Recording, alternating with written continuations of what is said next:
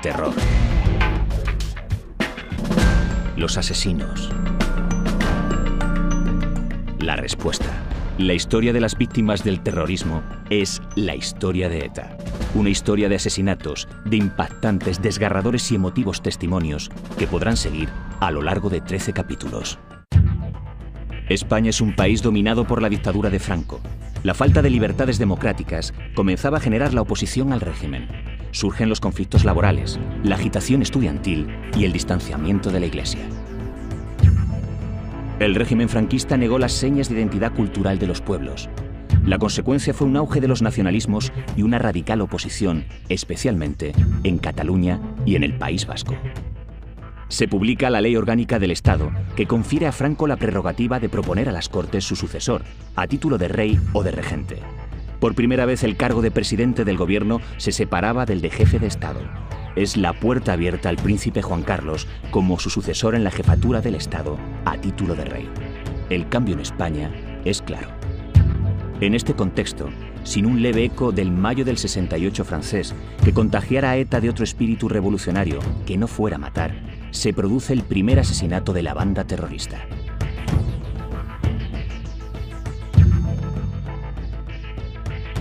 ETA se convierte en la punta de lanza de la oposición armada al régimen de Franco. Bajo la coartada de combatir la dictadura, esta banda terrorista fue magnificada. Su explícito antifranquismo le generó cierta simpatía en la opinión pública internacional. En este momento, ETA traza un plan para secuestrar al entonces presidente del gobierno, Luis Carrero Blanco. La idea era secuestrarlo. Un año y pico para buscar un sitio donde meterle y la madre que le parió.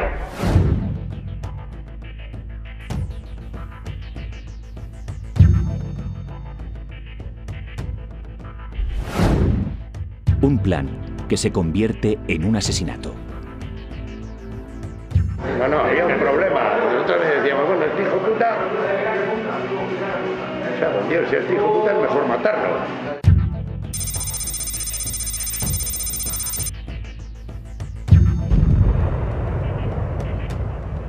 Dentro de la pena, dentro del espanto, dentro de que es terrible una muerte así, porque es un estallido en la familia, porque no guardas un rencor ni un odio, porque comprendes que hay que perdonar.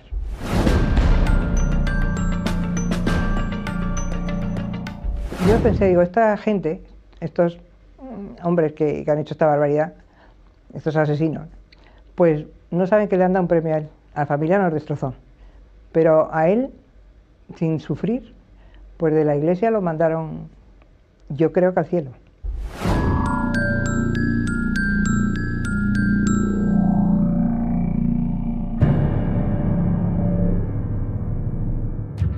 El franquismo da sus últimos coletazos y se ve en el horizonte la transición democrática. La sociedad se opone a ETA. Los que en un principio pensaron que ETA combatía la dictadura se convencen de que su objetivo es atacar la democracia y el Estado español al margen de la ideología de su gobierno. En septiembre de 1974 comienzan los asesinatos indiscriminados.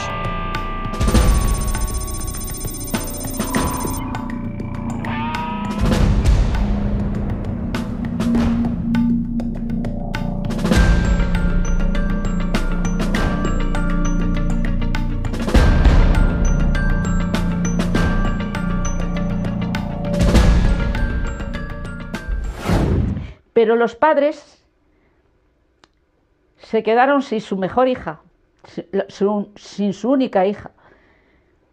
Y era la ilusión de ellos, era el sostén de ellos y era, digamos, el faro que los iba a dirigir en su vida, que les quedaba.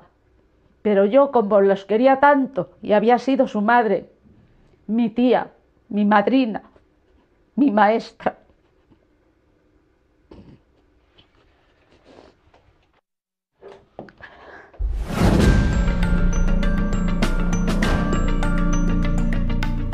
A los de ETA, ¿yo qué les diría? Pues que no se inscriban en el registro de los seres humanos, que se inscriban en donde las alimañas. Tras la muerte de Franco, comienza en España la transición democrática. El 15 de octubre de 1977, el gobierno aprueba una amnistía general de la que se benefician decenas de presos de ETA. Un año después, en el 78, se aprueba la Constitución. La democracia ya es un hecho. A pesar de todo, nada consigue frenar los asesinatos de ETA. Cuando me acostaba a veces me preguntaba, y además de mí mismo, ¿quién está contra ETA? El gobierno de UCD cedió el testigo a un partido de izquierdas. El PSOE ganó sus primeras elecciones en 1982 y 4 años después repetía éxito con su líder, Felipe González, a la cabeza. España entraba en la OTAN y en la Unión Europea. A pesar de contar ya con una democracia consolidada, la década de los 80 se convierte en la más sangrienta de ETA.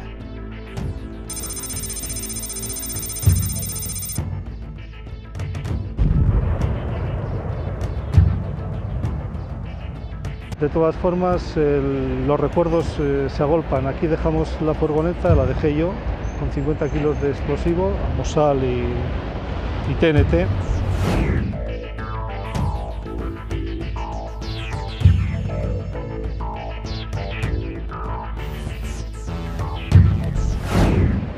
Y Iñaki de Juana Chaos y Anxón Troitiño se encontraban en el borde, en la esquina que hace la Príncipe de Vergara con la calle Alfonso XIII. Y el encargado de activar el detonador fue Troitiño.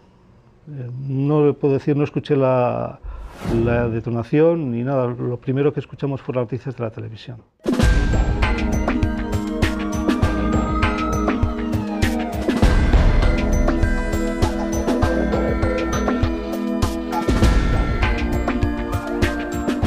Pero las sensaciones, ¿qué sensaciones? Pues en primer lugar, pues lo que se decía en aquel momento, pues que era el deber cumplido, habíamos atacado al enemigo, simplemente. Soares Gamboa, uno de los etarras más sanguinarios de la historia, muestra su arrepentimiento. Por primera vez se pone ante una cámara y desafía la sentencia de muerte de la banda armada. Mire, yo me arrepiento todos los días de mi vida, desde que me levanto hasta que me acuesto. Me arrepiento de haber militado en ETA y de haber cometido ese tipo de asesinatos. Las masacres se suceden.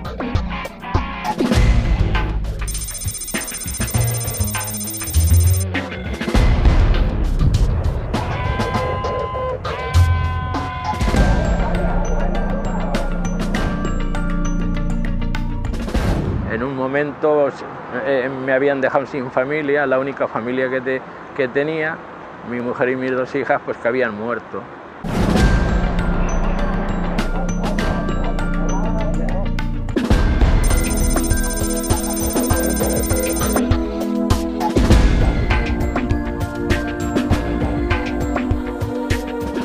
Pues mi hija estaba en el cuartel porque habían unas niñas, que también una de ellas murió, amiga de ella, que iban al colegio juntas y entonces iban allí al cuartel a jugar. Unos días se iban al cuartel a jugar y al día siguiente se iban a mi casa. Y aquel día les tocaba ir al cuartel a jugar.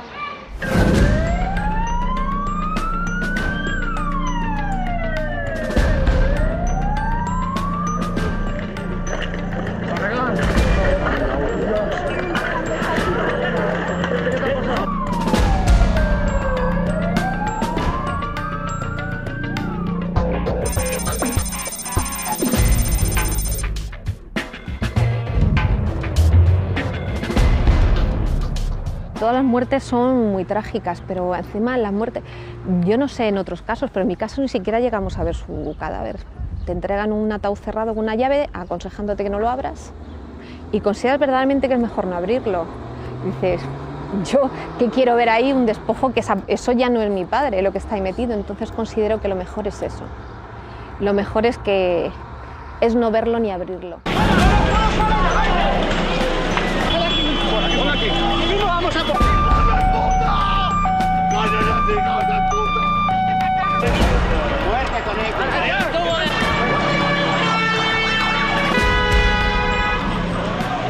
Los muertos y las víctimas escriben con sangre la historia de ETA.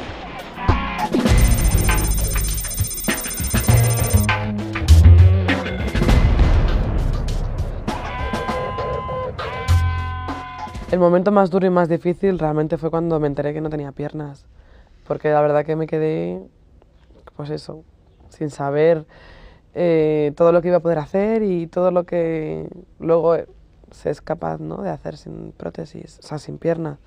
Y la verdad que fue terrible porque, bueno, pues de repente descubrir que tu cuerpo ha cambiado así de esa forma tan terrible y encima con 12 años.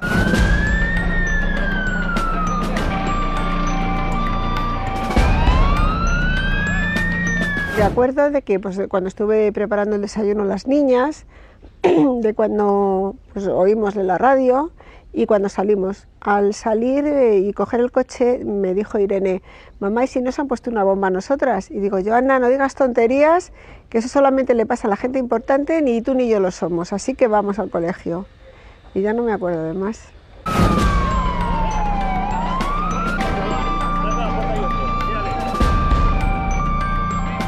Y cuando entró la niña, que venía semiconsciente, pues bueno, la impresión que produjo en el personal de enfermería pues fue muy grave, muy grande. En fin, había llantos, gritos, en fin, porque la pobre niña venía deshecha. Fue impresionante, realmente fue impresionante.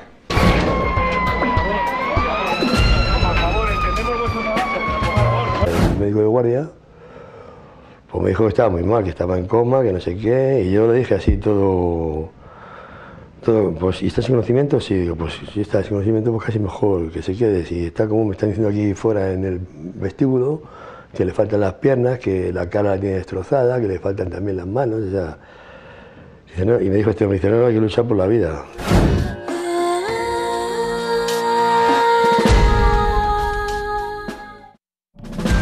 Durante años, ETA alterna los asesinatos con secuestros largos e inhumanos.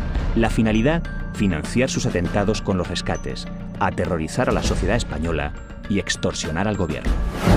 Emiliano Revilla fue secuestrado el 24 de febrero de 1988. Su cautiverio duró 249 días. José María Aldaya fue liberado el 14 de abril de 1996 tras 342 días en poder de sus captores. El secuestro más largo de la historia de ETA fue el del funcionario de prisiones Ortega Lara, en enero de 1996. Estuvo 532 días en poder de la banda terrorista. Como ellos, otras víctimas sufrieron la tortura de los zulos etarras.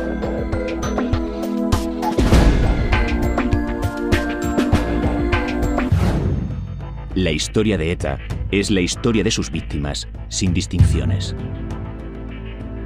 La historia de muertos y mutilados. De las familias destrozadas por la barbarie. La historia de la lucha contra el terrorismo. Contra la extorsión etarra y su forma de financiación. Contra la violencia callejera de los cachorros de ETA. Aunque en ocasiones no haya estado justificada, los GAL marcaron el episodio más negro de la lucha antiterrorista. Y usted, y cualquiera que ande por la calle, sabe quién era el X del local. Cuando se iba a hacer algún tipo de operación a cualquier nivel, la cúpula política estaba informada. Con lo cual, me imagino que a la gente que estábamos metidos en ese trabajo, llamémosle de esta manera, pues lógicamente que lo coordinarían desde arriba. Víctimas. La historia de ETA es la historia del dolor. Todo parece que efectivamente se trata de un secuestro. Un comunicante anónimo llamó al filo de las 4 de la tarde al diario Egin en nombre de ETA. Reivindicó el secuestro del concejal del Partido Popular en el Ayuntamiento de Ermua, en la provincia de Vizcaya, Miguel Ángel Blanco Garrido, de 26 años. El comunicante amenazó con que lo matarían si en un plazo de 48 horas el Ministerio del Interior no accede al agrupamiento de los presos de la banda terrorista en las cárceles del País Vasco. Este plazo, según el comunicante, termina el próximo sábado a las 4 de la tarde. En el momento en el cual ETA decide actuar de esa manera, ya decide asesinar a Miguel Ángel Blanco. No hace un secuestro, hace un asesinato a cámara lenta. no van a cambiar de actitud, y ellos lo saben. Van a dar un plazo simbólico, falso, para al final matarle. No cabe otra interpretación. Pese a todo es duro, porque en esos 48 horas tú tienes la sensación de que tu decisión y tu determinación para no negociar con los terroristas puede confirmar el asesinato de un hombre. Una ambulancia de la DIA escoltada por varias unidades de la Ertzaintza trasladaba al concejal popular en un estado calificado de muy grave por los médicos que la atendían. Una vez en el hospital, Miguel Ángel fue reconocido y sometido a un escáner por el equipo médico, que decidió no intervenirle quirúrgicamente debido a la gravedad del estado que presentaba. Víctimas. La historia de ETA es la voz de todos. La voz de todos los que esperan la desaparición definitiva de ETA. Ha decidido declarar un alto el fuego permanente a partir del 24 de marzo de 2006. La posición del Gobierno es de cautela, de prudencia. El deseo del Gobierno es contar con todas las fuerzas políticas. Quiero decir que en estas condiciones yo le brindo mi apoyo y el de mi grupo al Gobierno, para no pagar precio político, para apoyar a las víctimas y para que el Estado de Derecho siga funcionando. La historia de ETA, dividida en 13 impresionantes documentales de gran valor periodístico, tiene un punto de partida. ETA nace con la dictadura y, aprovechando la coartada del franquismo, comete su primer asesinato.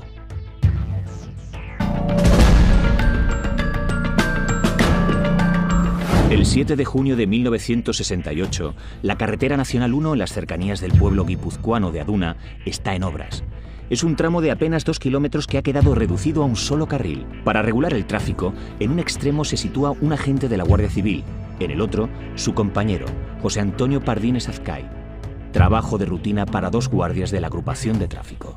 Yo era el jefe de la sección militar y la organización, el comité ejecutivo, incluso mis propios hombres a mí me insistían para que empezáramos a disparar y a liquidar guardias civiles.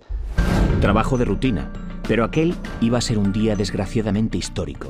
A media mañana, José Antonio Pardines, que había nacido en la localidad gallega de Malpica hacía 24 años y llevaba pocos meses destinado en el País Vasco, sospecha de un SEAT 850 ocupado por 2 jóvenes. Les pide la documentación. La matrícula y el número de serie del motor no coinciden. El citado Pardines se dio cuenta que había gato encerrado, que había algo en ese automóvil y en sus 2 pasajeros, más que en los 2 pasajeros. Bueno, a lo mejor vio también algo sospechoso, pero lo ignoró, en ellos, en su actitud o la envergadura.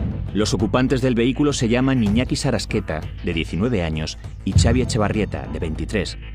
Son miembros de ETA y se dirigen a Beasaín a recoger dinamita.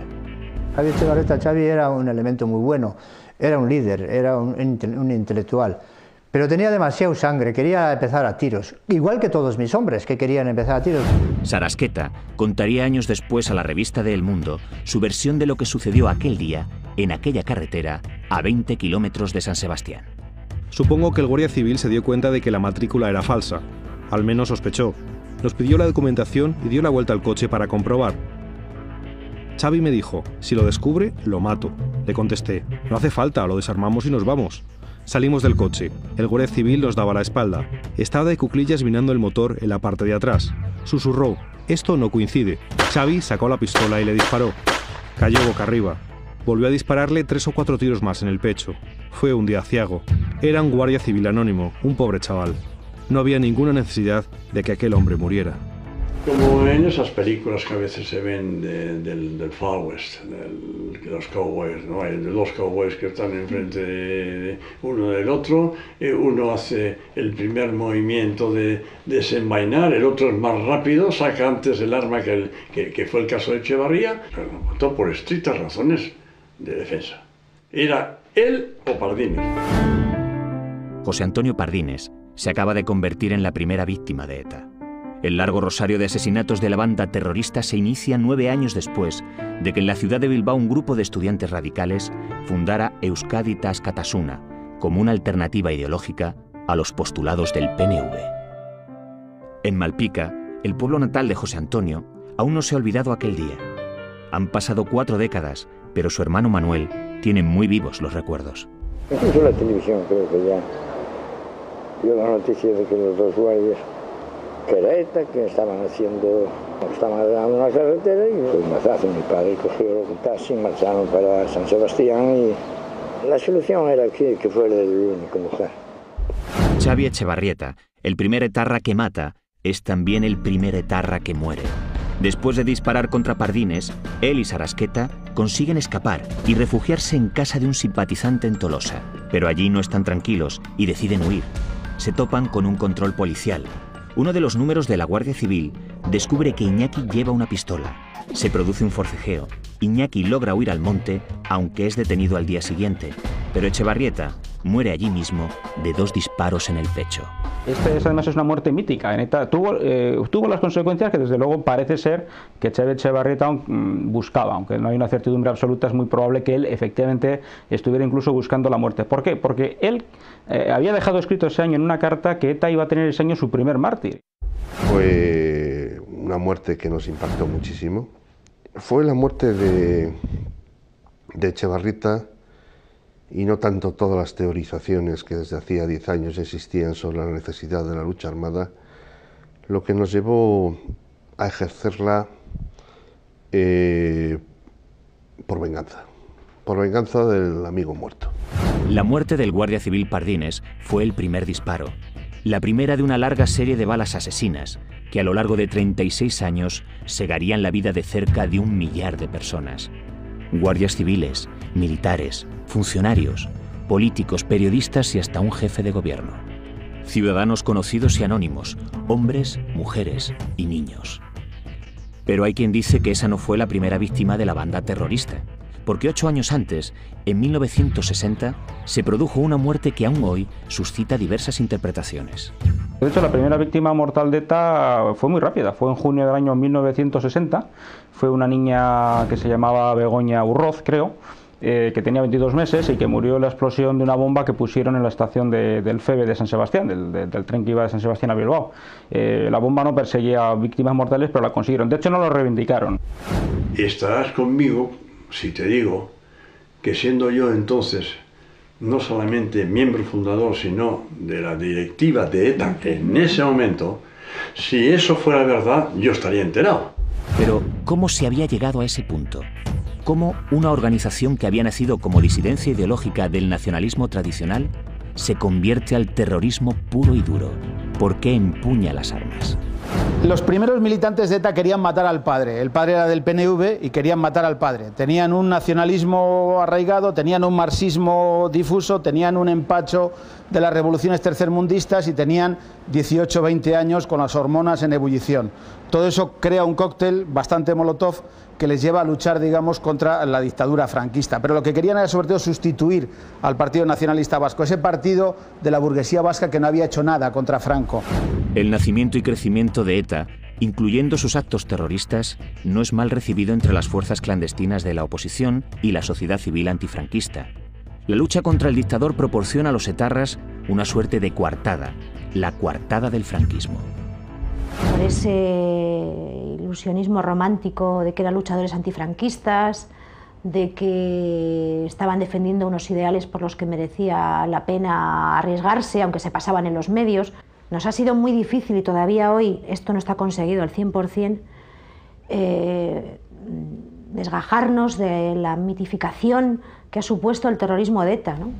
Un buen ejemplo de esa mitificación, de esa coartada, tiene un nombre: Melitón Manzanas, vasco de San Sebastián y policía. La carrera de Manzanas en el Cuerpo General está jalonada por su paso por las comisarías más famosas de España, famosas como centros de tortura: Madrid, Oviedo, Irún y finalmente San Sebastián. Era muy conocido por gente de todas las formaciones políticas contrarias al régimen, especialmente por viejos comunistas que eran los que más padecían la represión, ¿no? También antecesores nuestros en ETA lo habían padecido y tenía una fama bárbara en el seno de de ETA. 1968. Melitón Manzanas es el jefe de la Brigada Político-Social en la comisaría donostiarra de la Plaza de Pío XII. No hay militante de partido o colaborador o simple demócrata que no sienta un escalofrío al oír su nombre.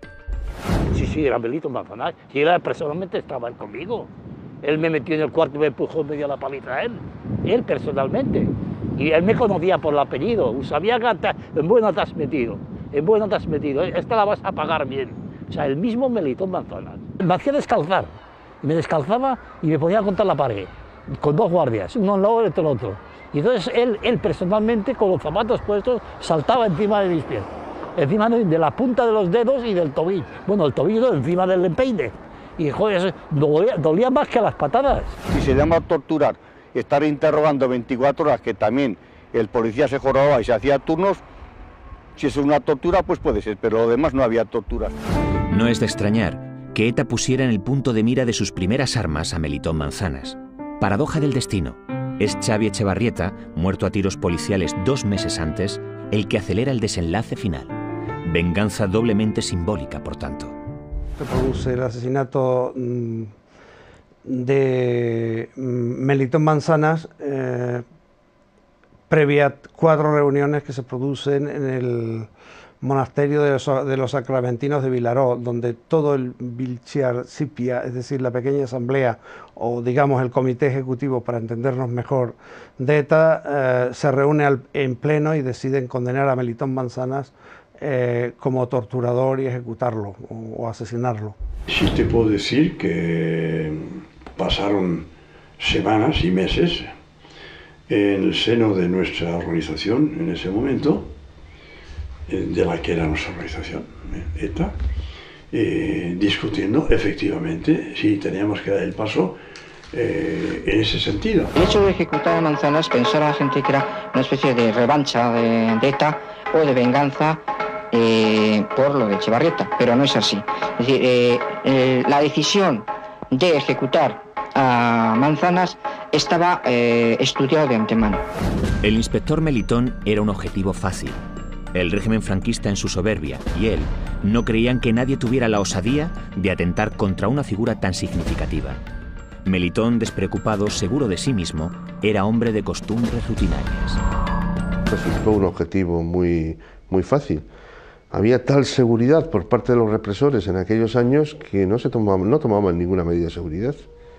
Y a este hombre, pues el que le asesina volviendo a su casa a comer en las escaleras delante de su piso, con un portal abierto, y volviendo a su casa a la misma hora que había ido el mismo día anterior, el anterior, ¿no?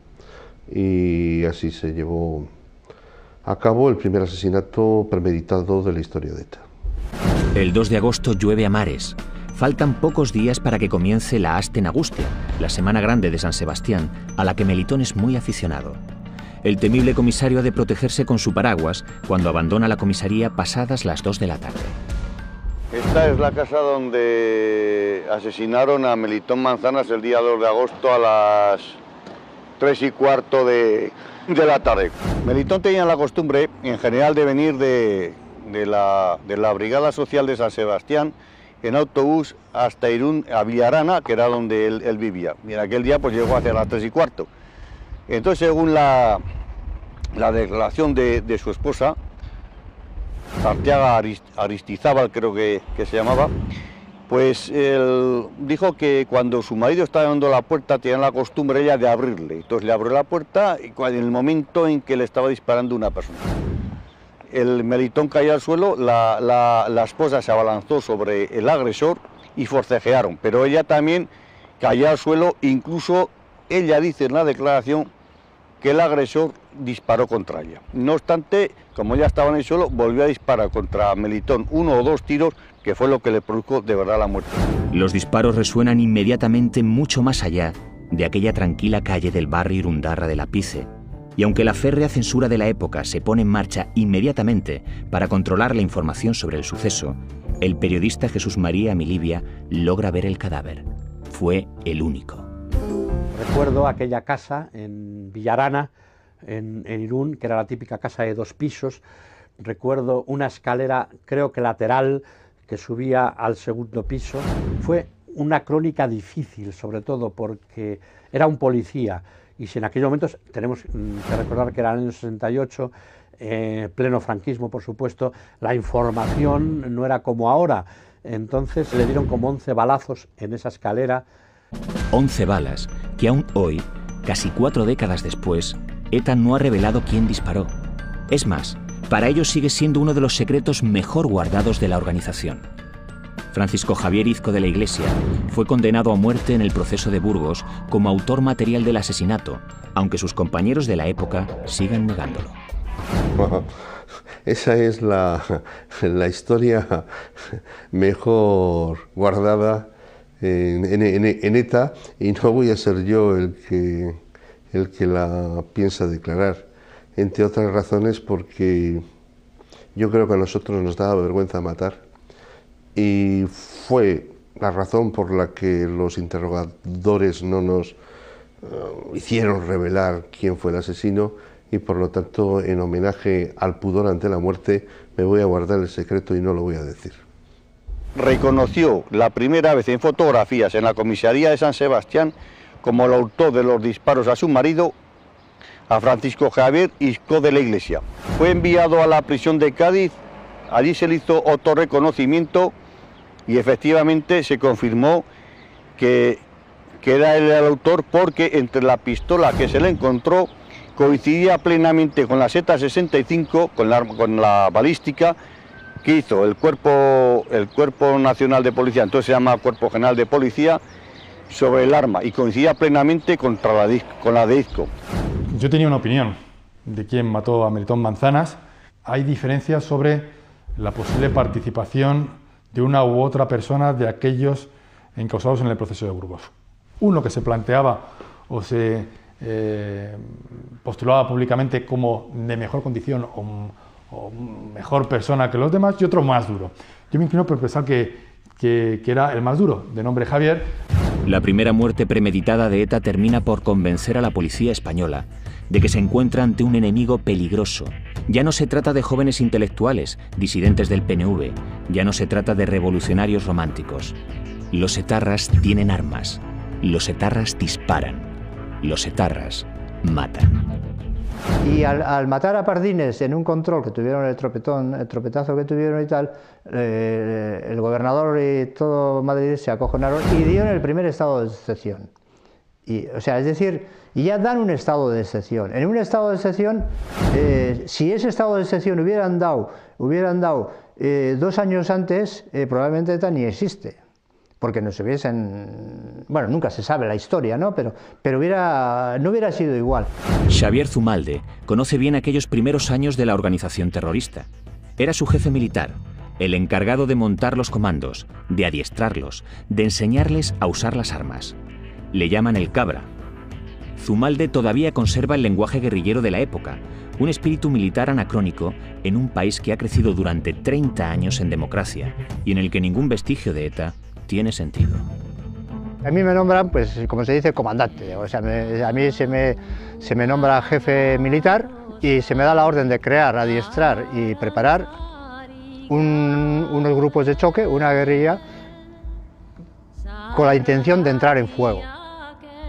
A mí concretamente se me encarga lo que es la guerrilla de montaña, para crear una insurrección en un momento que se espera no demasiado lejano. En los años 60 había un problema porque la gente no sabía lo que era ETA. Las primeras pintadas pues eran curiosas porque decían, vaya, otro producto, ¿qué venderán estos cabrones? La única forma de hacer propaganda era lo que llamamos las multicopistas. Las multicopistas vulgares y corrientes que hacíamos era la bienmanita, era unas maderas con un rodillo muy pequeñita, era artesanal y funcionaba muy bien, lo que pasa es que era muy lenta. Entonces después salieron las empresas, tenían multicopistas rotativas que se llaman, que eran a manivela, a mano y a electricidad. Y metíamos en unos cohetes muy potentes, poníamos unas lanzaderas y lanzábamos sobre los campos de fútbol, sobre cuando había fiesta, cuando estaban en los barrios haciendo fiestas, o incluso a las salidas de las iglesias se pusiera corriente, ¿no? Poníamos, la lanzadera cogía hasta 500 metros, salía disparada y reventaba y sacaba octavillas, lo cual era psicológicamente era impresionante, ¿no? Daba sensación de fuerza y tal. La gente no sabía ni cómo era la Ikurriña, la gente no sabía lo que era Euskadi, o sea, había un código de silencio después de la guerra total y absoluto, porque había un miedo brutal. Es que las Ikurriñas íbamos colocando por todas las esquinas y sacamos el invento ese de colocar en los cables de alta tensión. Una Ikurriña que aparecía en un pueblo al amanecer, un cable de alta tensión, bueno, aquello era algo impresionante, sublime, o sea, la gente no había visto nunca una Ikurriña, la mayoría. Entonces la Guardia Civil armaba un show porque no sabía cómo quitar, empezaba con los Mauser a tiro limpio, las Ikurriñas no caían, tenían que cortar la luz. Siempre bajábamos a los pueblos. ¿Y qué hacíamos en los pueblos? Pues octavillas, propagandas, pintadas, tal, acojonar a algún chivato, cazar a un chivato, leerle el reglamento, pues, meterle la charrasca así, te vamos a liquidar, o sea, no lo liquidábamos, ¿no? Tampoco empleábamos la paliza, no eran nuestros métodos, el acojono, la guerra psicológica. Volábamos centrales, volábamos historias y tal, echábamos los cohetes a las lanzaderas y tal. El asesinato de Melitón Manzanas es un mazazo para las fuerzas policiales. Los efectivos se incrementan, los servicios de información se multiplican. Hay que dar una lección.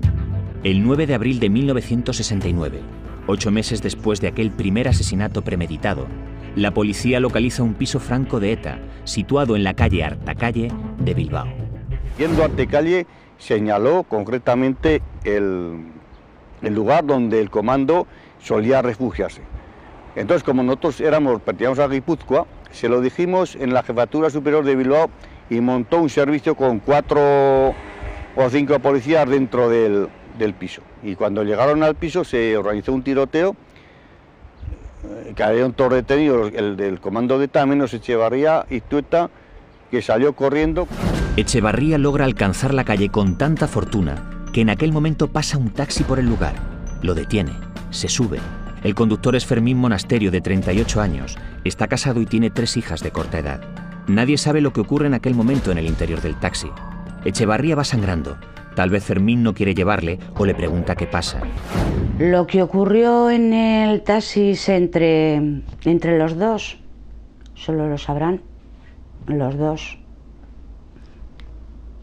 Lo que pasó, desde luego, el taxis para mi padre era el pan, era su medio de trabajo. Solo sabemos que le disparó a sangre fría, desde luego fue a sangre fría, le sacó del coche, lo dejó tirado y huyó con el coche. Hay muchas versiones. Tuvo alguna discusión con el taxista y en Arrigorriaga lo asesinó y huyó. Me parece en aquel tiempo terminó en Venezuela, luego posteriormente vino a España. ETA, siniestro anticipo de lo que vendría después, acaba de romper la vida de una familia anónima, de unos ciudadanos cualquiera. Más tarde, ya sin la coartada del franquismo, esas víctimas se contarían por centenares. Éramos unas niñas, pues imagínate, yo tenía 10 años, bueno, mi hermana la mayor 12 y la pequeña 4 cuando murió mi padre. Y éramos pues niñas felices. En casa nunca se hablaba de política, éramos una familia muy normal, obrera. Mi padre era un obrero, era un taxista.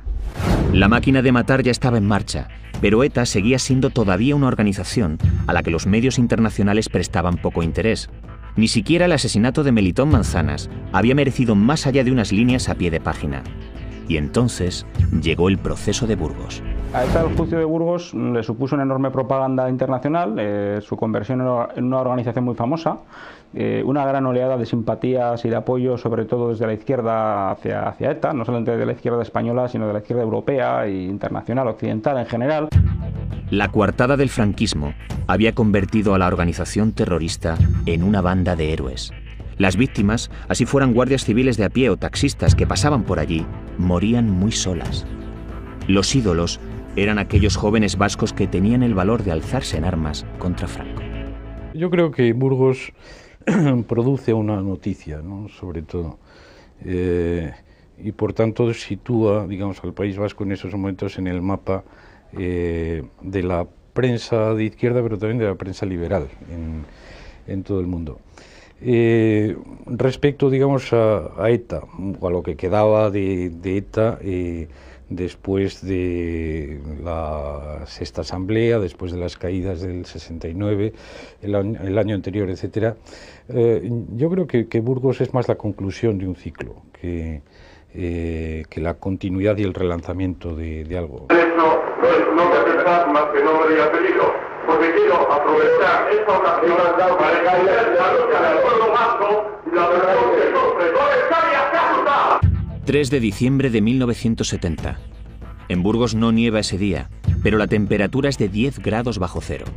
Decenas de corresponsales extranjeros, toda la prensa nacional, observadores políticos y religiosos estaban pendientes de este juicio. Había realmente por parte de las organizaciones políticas y sindicales y por parte del Consejo Consultivo del Gobierno Vasco, Junta de Resistencia, había la consigna de manifestarse, de movilizarse en contra de la condena de la pena de muerte. En realidad había una gran movilización de tipo internacional. 16 miembros de ETA se sientan en el banquillo de los acusados, entre ellos 2 sacerdotes. A mí me acusaron de asesinato, me acusaron de bandidaje y terrorismo continuado, de asociación ilícita, de propaganda ilegal, de tenencia ilícita de armas. Es decir, que cuando vino el capellán de la prisión de Cáceres a preguntarme qué condena tenía, le contesté que toda. Teo Uriarte se sentaba entonces en el banquillo, bajo la amenaza, luego confirmada, de ser condenado a muerte. 36 años después, desligado de la banda desde la llegada de la democracia y tras haber sido edil del Partido Socialista de Euskadi, regresa por primera vez al escenario de aquellos días que cambiaron a España y sobre todo colocaron a ETA bajo los focos de medio mundo. Estamos enfrente del penal de Burgos dando un gélido paseo por sus alrededores. Aquí estuve pues unos meses, el tiempo que duró los prolegómenos del proceso de Burgos. Aquí fue donde fuimos condenados 6 compañeros a pena de muerte. Y bueno, quizás fueron los momentos pues, más dramáticos de mi vida. Teo Uriarte compartió prisión con otro histórico de ETA, Mario Onaindia, que también fue condenado a muerte. Mario lo primero que hace es ir a la biblioteca del penal de Burgos a pedir las obras completas de José Antonio Primo de Rivera, que él decía después, yo creía que me iban a dar 11 tomos, ¿no? Y le dan el tomito de las obras completas de José Antonio Primo de Rivera, porque quería saber qué pensaban aquellos que nos iban a matar. Y claro, llegó a la celda con ella, se pasó una noche leyendo y se quedó absolutamente horrorizado. Que piensan lo mismo que nosotros. O sea, lo que pasa es que donde nosotros decimos Euskadi y ellos ponen España, pero no hay ninguna diferencia, digamos, es la misma cultura. Entre tanto, las calles españolas son un hervidero de manifestaciones. Anarquistas, comunistas, socialistas, antifranquistas en general, convierten el proceso en un juicio al franquismo. Se producen escenas de violencia cuando la policía carga contra los manifestantes. Llegan voces de condena del franquismo de todo el mundo. Los obispos vascos, en una pastoral, se posicionan contra el juicio.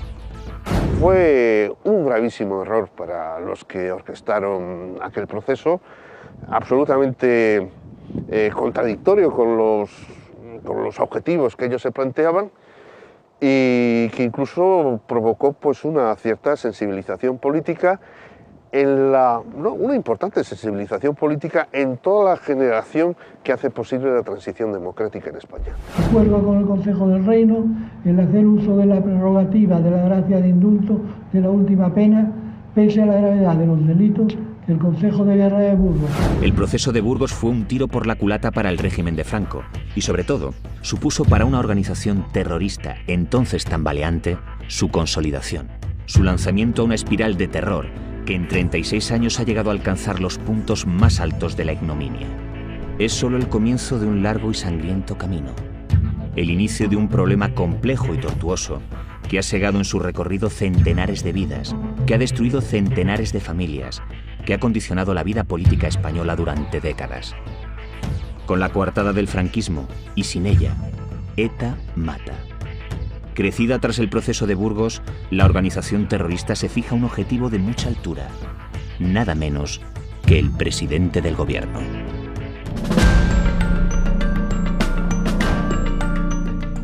Y yo dije, pero mamá, qué tontería. Si papá lleva 10 años casi haciendo lo mismo, porque si está bien, Franco, y si está mal, es Carrero Blanco, o sea que era una cosa...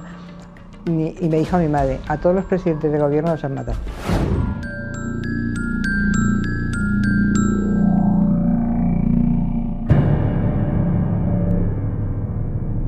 Somos los jesuitas de casa, nosotros somos los jesuitas de casa, y hay un coche que creemos que es el coche de Carrero Blanco, está arriba en la azotea. La CIA y tal igual son una banda borrachos, pero no se enteran ni lo de Carrero, no se enteran ni lo del...